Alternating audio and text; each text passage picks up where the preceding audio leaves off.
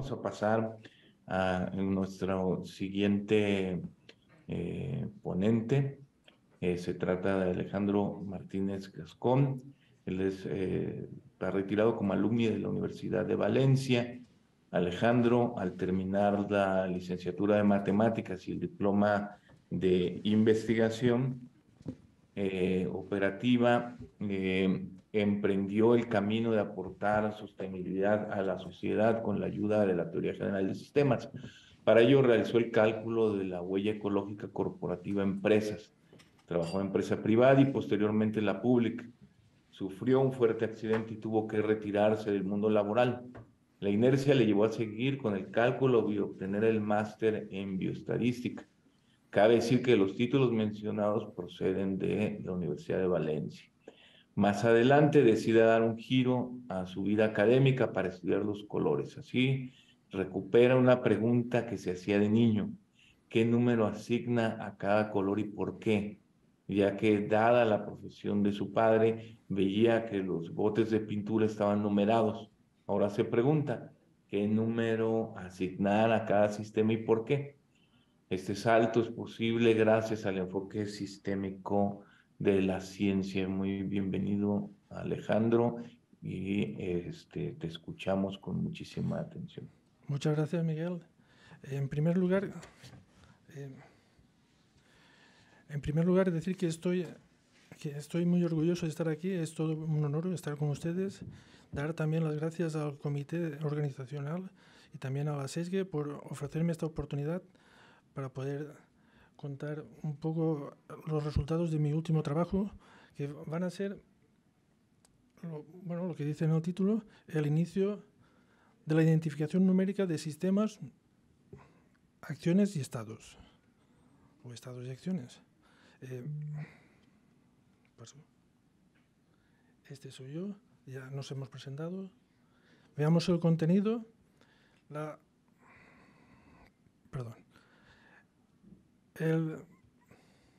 parte central de toda la charla va a ser la identificación numérica de sistemas y estados, pero primero veremos una motivación que me ha llevado a plantearme a llegar a ese resultado. Veremos una visión común que comparto con más autores que os resultará familiar sobre la ciencia y la sistémica. Al final veremos unas apreciaciones finales, unas conclusiones y las referencias. ¿De acuerdo? Hay muchas diapositivas, así que iré pasando un poco a prisa. Tenemos actualmente unos retos que ya los estamos diciendo aquí últimamente, que es el cambio climático y el colapso enunciado en el informe Meadows en 1972, que significa crisis económica, crisis política, como decía Rafael, crisis sanitaria, olas de salud mental, carencia de productividad, guerras, pobreza extrema y suma y sigue, ¿no? Entonces, además tenemos como comunidad científica y académica unas restricciones. No podemos revelarnos, más que nada porque no forma parte de nuestro trabajo. No podemos, debemos evitar la imposición, debemos evitar la caza de culpables, evitar la manipulación del otro, porque todo esto sería entrar en otro campo que no sería el académico, nuestra profesión.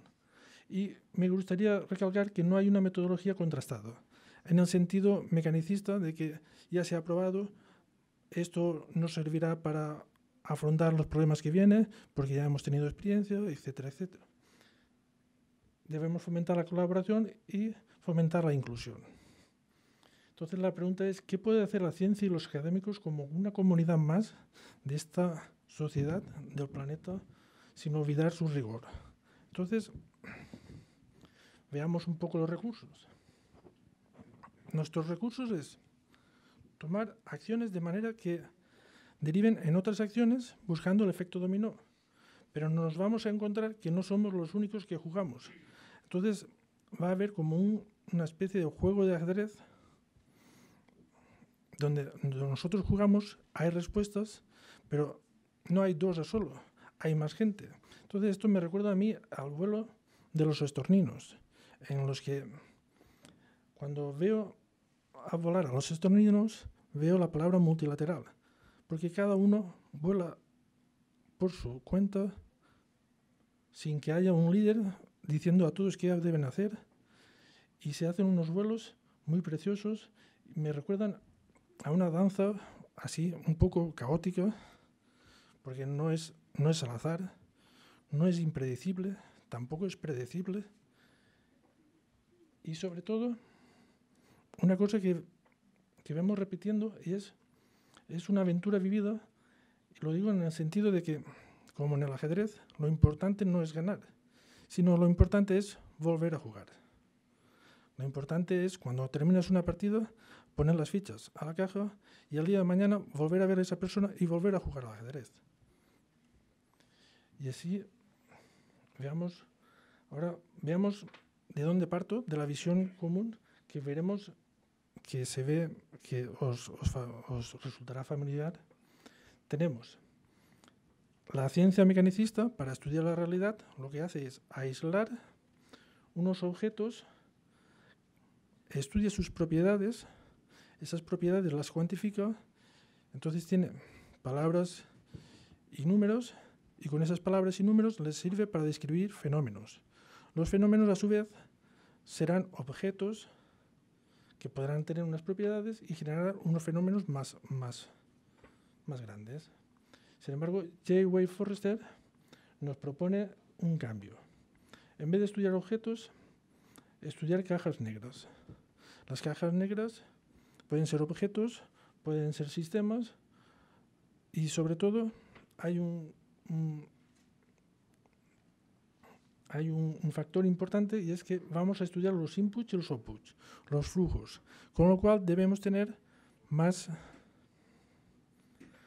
cajas negras que estudiar. No tenemos una caja negra, sino debemos tener 2 como mínimo o más. Y todo esto genera dinámicas. Aquí lo que cuantificamos son los inputs y los outputs, y las dinámicas las representamos mediante funciones. Aquí hay matemáticas, en el mecanicismo hay matemáticas, y pasemos al planteamiento sistémico, que sería como un paso más, y es, en vez de estudiar objetos, cajas negras, estudiamos sistemas directamente. Y de los sistemas nos interesan sus conductas. Estas conductas, o sea, las conductas de cómo los sistemas se relacionan con otros sistemas, cómo los sistemas se relacionan con un suprasistema, con su entorno, los iguales, y todo ello genera convivencias. Esto es más o menos, hacemos este cambio en una perspectiva así, como un dibujo, como una silueta, porque habría muchos más detalles que contar, ¿no?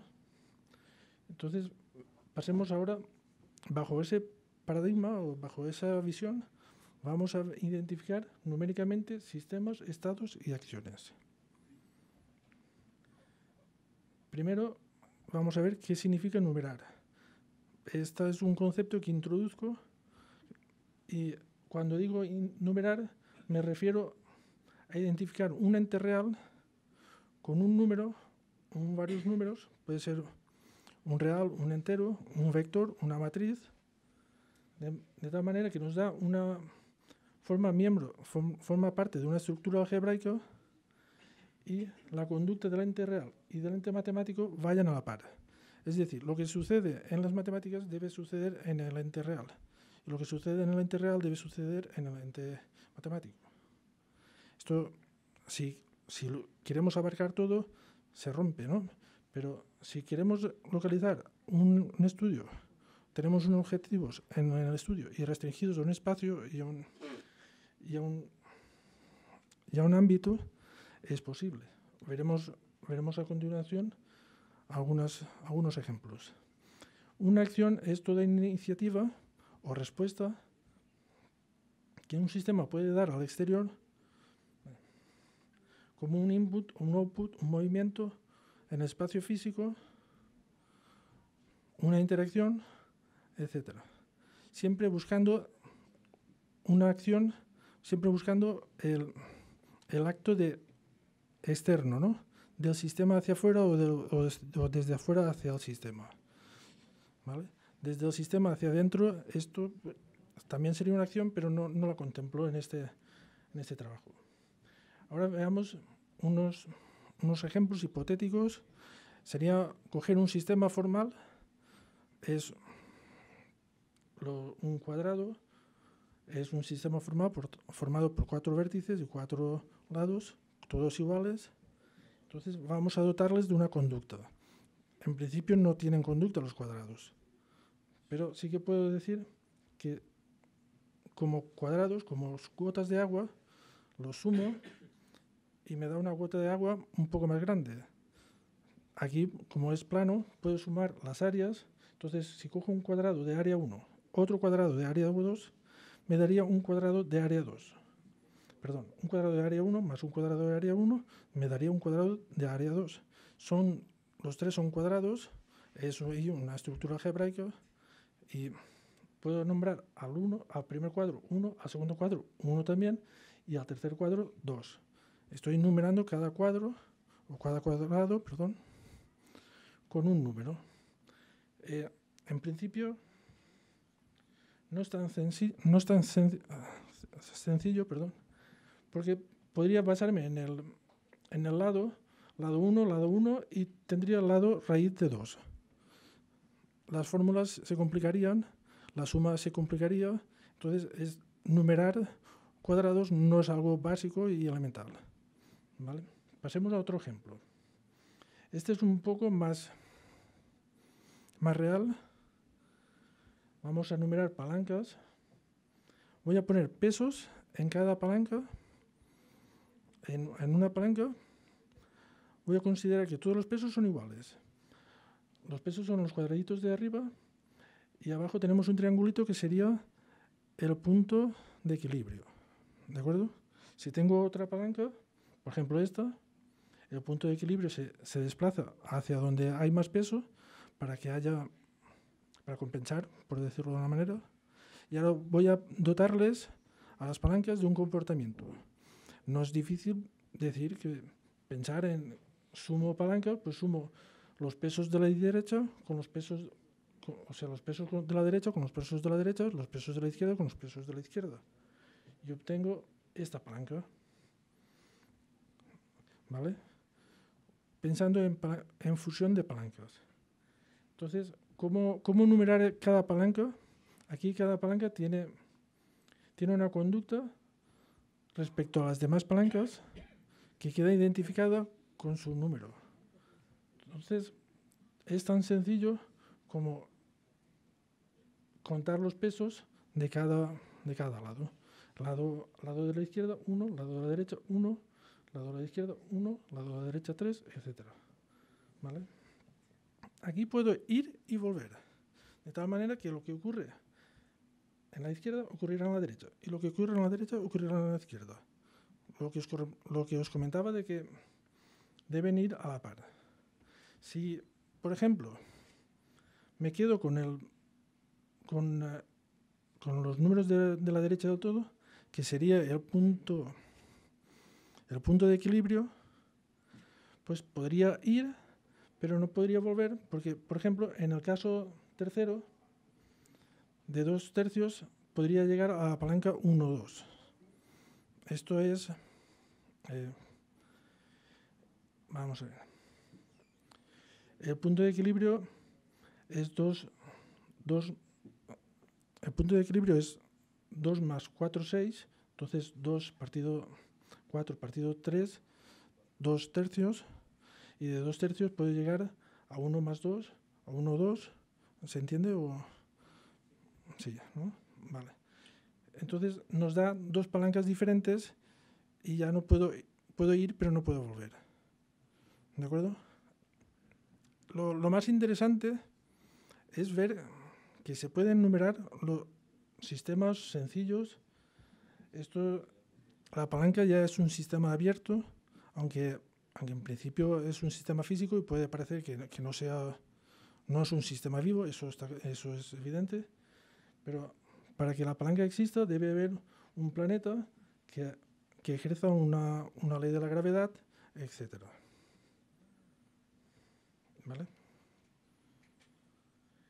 Y ahora veamos vamos a pasar a identificar acciones, estados y estados. Imaginemos que ahora tenemos un sistema, un solo sistema, en el que solo cuenta lo que haga el sistema y tenemos 5 estados. Podrían ser otros estados, podrían ser 4, podrían ser 6, podrían ser 7, ¿vale? Normalmente los estados del sistema los nombramos. Pues ponemos A, B, C y D para pensar poco. Habrá cambios de estado. Cada cambio de estado los puedo llamar de esta manera. De A a A, de B a C, pues BC, de D a E, DE, etc. Hay 25 cambios de estado. Pues en este caso lo que voy a hacer es asociar a cada acción a un cambio de estado. Y cada cambio de estado, y cada estado tendrá una numeración. De tal manera que cada cambio de estado tendrá también una numeración. Veamos. Un gráfico bonito sería este. Estoy en el estado A, puedo pasar al estado B. Y del estado B puedo pasar al estado C o al estado C. Cada arista representaría un cambio de estado. Y entonces aquí tengo un gráfico donde numerar y asignar a cada estado y a cada arista un número. Veamos un poco más. A ver. Vale. En principio doy a cada estado lo numero de manera un poco arbitraria. A la A pues le pongo el 0, a la B le pongo el 1, a la C le pongo 2. Y hay un trabajo detrás que te lleva a llegar a esa conclusión. Pero en principio vamos a obviar el trabajo y vamos a partir de esta numeración. ¿Vale? Entonces tenemos 5 números que nos dan, 5 es número primo, z sub 5 es un cuerpo, z sub 5 es un z5 espacio vectorial finito, y ya tenemos que los estados pueden corresponder a un espacio vectorial finito. Tendríamos los estados y una estructura algebraica. En principio va por ahí. Pero los estados serán puntos y los cambios de estado serán el espacio vectorial. De tal manera que tendríamos un espacio afín finito. ¿Vale? Este sería un poco el diagrama. Tenemos, si quiero pasar del estado A al estado C, eso es de 0 a 2, ¿no? Tengo arriba los estados, en la columna verde tengo los estados, aquí también, ¿vale? Y para pasar del estado A al estado C, debo partir de 0, por ejemplo, parto de este 0, ¿y qué le sumo para llegar al estado C, el estado 2? Pues le sumo el vector 2, ¿vale? 0 más 2, 2. Veamos otro. Para pasar del estado 1 al estado 0, debo sumarle el vector 4. Esto es un poco álgebra, es álgebra modular. Y si a 1 le sumo 4, me queda 5, le resto 4 y obtengo el... Perdón. A 1 le sumo 4, me queda 5 y es el estado 0. ¿De acuerdo? Así que resumiendo, tengo un sistema S que en principio no me interesa saber cómo se interrelaciona con los demás, pero voy a estudiar sus estados, sus acciones. Aquí numero las acciones como acciones concretas. Cada acción irá asociada a un cambio de estado.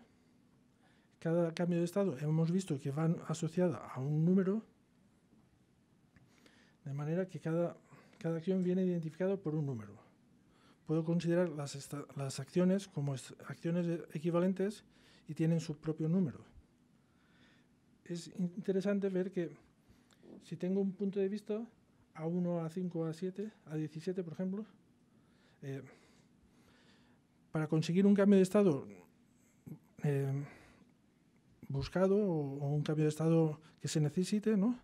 En un área, por ejemplo, sanidad, lo mejor tengo la posibilidad de hacer todas estas acciones. Por ejemplo, de B a C, A3, A7, A11, ¿no? Sin embargo, luego viene el Departamento de Economía y dice, si haces la A3, va a pasar cosas malas, así que no hagas la A3. Haz la A7 y la A11, por ejemplo. Luego viene otro departamento y dice, no, haz la A7 porque la A11 pasan cosas malas. Entonces, al final, mediante filtros de cada departamento, podríamos elegir la acción A7, que vendría a ser el cambio de estado BC. Es un poco pensando más allá de cómo el comportamiento del número entre la y la otra es lo que venía a deciros. Y ahora veamos un caso concreto, ¿no? Este caso va un poco más allá como un mero ejemplo, ¿no? Veamos un sistema S, un sistema social, y nos interesa estudiar su población. N tiene 3 estados. N representa al número de habitantes o el número que forman esa población. Entonces, de un año para otro, crece, decrece o se mantiene constante, estado constancia. 3 es primo, Z3 es un cuerpo, tendríamos, que lo he dicho anteriormente, nos vuelve a servir. Entonces, podríamos pensar en que queremos fomentar la natalidad para que crezca la población y de alguna manera proponemos una reducción de impuestos y vemos que a paso del tiempo todo sigue igual. Entonces tenemos el cambio nulo. Hemos hecho una acción nula. ¿De acuerdo? Sería identificado con el número 0. Así que tenemos que todas las variables, todos los modelos de Forrester que manejan variables de nivel van a tener su variable creciente, decreciente o constante. Entonces podemos asociar a cada variable, a cada modelo de Forrester, un modelo como el anterior, que sería un espacio afín infinito, donde tiene unos estados y un espacio vectorial finito. Entonces, veamos unas apreciaciones finales, pero lo dicho anteriormente es lo principal de la charla. Sí. Pero había una pregunta. ¿Qué hace la sociedad, la comunidad científica y académica para solucionar o para afrontar los retos que nos vienen? Veamos un poco las soluciones. De alguna manera hemos establecido como un tablero de ajedrez que sería el modelo Word 3 del informe Meadows, o el Word 303 del informe Meadows también, 30 años después, donde vamos a tener que cada variable tiene 3 estados, crece, decrece o constante. Hasta ahora, todas las acciones que hemos hecho nos han mantenido en el estado creciente, ¿no? Crecemos en población. Y nuestros jugadores, pues deberíamos formarlos, somos académicos, debemos formarlos, pero a todas las escalas. Y nuestras acciones entonces sería enseñar, asesorar y confiar. Y me refiero a enseñar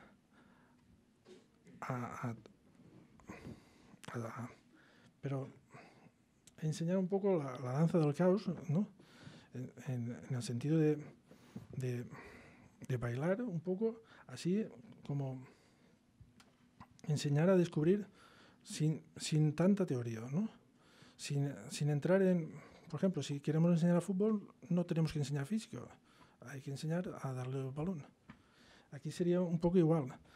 Ahora tenemos una manera de cómo ver la realidad, utilizando todo lo que hemos dicho aquí, abreviando un poco con los estados para ver si nuestras acciones surgen efecto o no surgen efecto. Y así cada uno podría ir haciendo.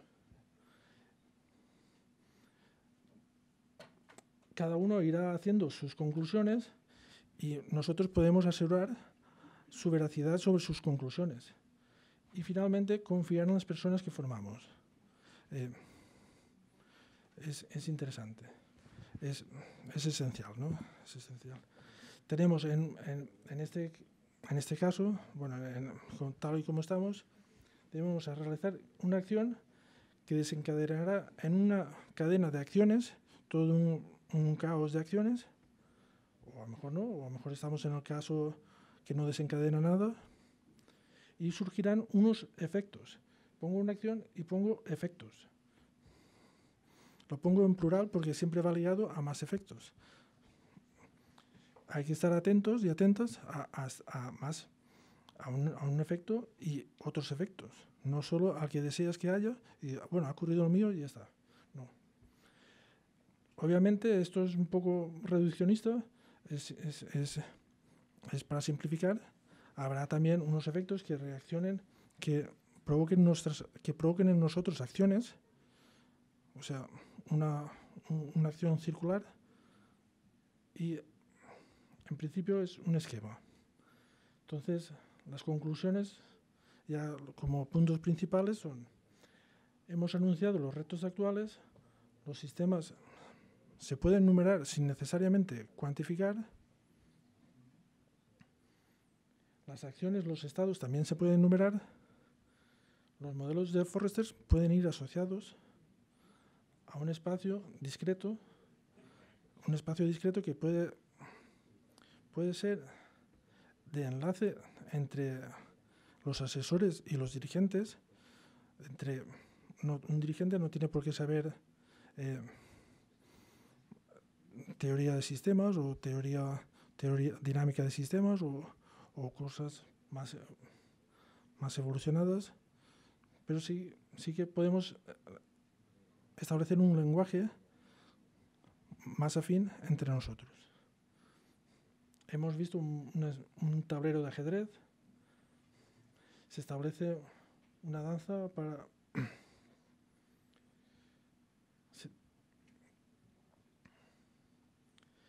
Hay que tener presente que hay una danza donde, en cierto modo, como vuelan los estorninos, cada uno decide por dónde ir y entre todos vemos una especie de caos. Debemos integrarnos en ese caos y las acciones de la comunidad científico-académica pues siguen siendo las de enseñar, asesorar y confiar. Finalmente, aquí os dejo las referencias y hasta aquí la presentación. Muchas gracias por haberme detenido. Muchísimas gracias, Alejandro. Muy, muy, muy interesante tu exposición.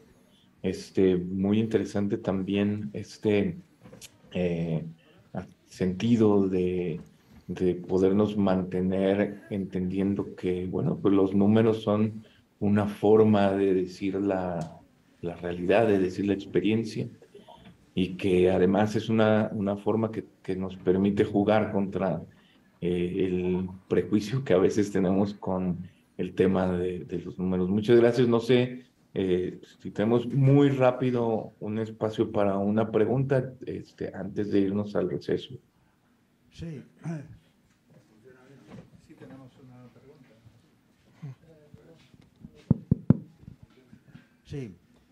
Soy Rafael Rodríguez de Cora, miembro de la SESGE, y quería agradecer en nombre de la SESGE precisamente el esfuerzo que siempre hace Alejandro, a pesar de su hándicap y a pesar del accidente que ha tenido, porque desde que le conocí ha sido un entusiasta de todos los eventos que hemos tenido en la SESGE y ha sido un entusiasta en todos los temas y es un ejemplo de resiliencia que creo que conviene destacar hoy, precisamente porque siempre hemos dicho que tenemos el tema humano y el tema presencial y que también las organizaciones deben ser people-centric, como comentamos el otro día, y yo le estoy muy agradecido a Alejandro desde que lo conocí en su entusiasmo y en su participación en todos los eventos que ha hecho la SESGE y para nosotros yo creo que ha sido, hoy mismo ha venido de Valencia para el Congreso, etcétera, y de alguna manera pues nos conectamos a través de Internet y yo no sabía quién era y conforme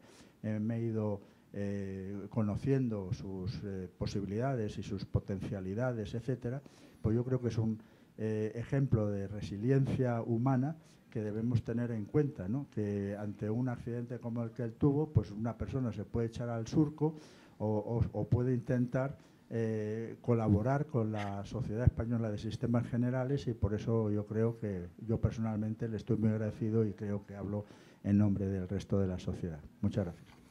Muchas gracias.